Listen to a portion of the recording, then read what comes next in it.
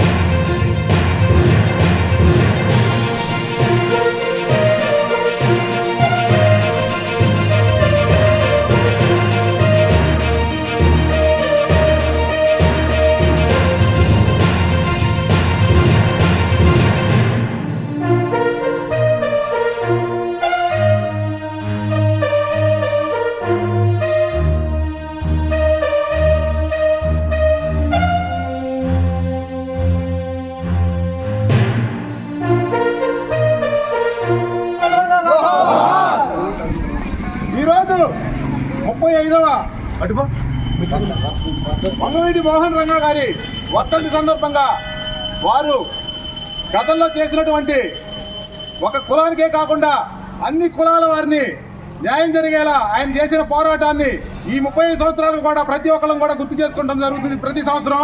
So ఆయన చేసిన విధానాన్ని మనమందరం కూడా ఎంతో గర్వించాలి. ఆయన చేసిన విధానాన్ని మనందరం కూడా పాటించాలని చెప్పేసి నేను కోరుకుంటున్నాను.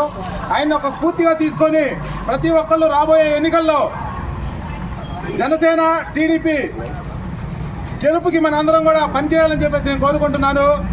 ఈ యొక్క కార్యక్రమానికి ఇచ్చేసినటువంటి మీ చుట్టుపక్కల టీడీపీ పెద్దలైతేనేమి, జనసేన కార్యక్రమానికి పెద్దలైతేనేమి అందరూ కూడా మాకు హృదయపూర్వక కృతజ్ఞతలు తెలియజేసుకుంటున్నాము. ఈ అవకాశం ఇచ్చిన అందరికీ కూడా ధన్యవాదాలు తెలియజేసుకుంటాము.